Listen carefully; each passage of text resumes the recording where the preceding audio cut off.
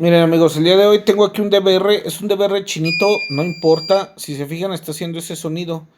Cuando un DVR hace ese sonido, normalmente es porque su disco duro ya se dañó o carece de disco duro.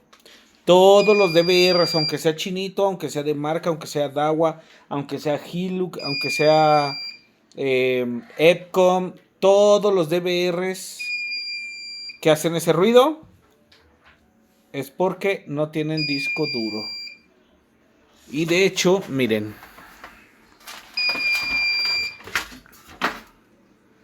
aquí está, no tiene ningún disco duro. Este DVR pues es chinito, pero es de 8 canales. Hay que probarle cámaras de 1, de 2 megapíxeles a ver qué aguanta.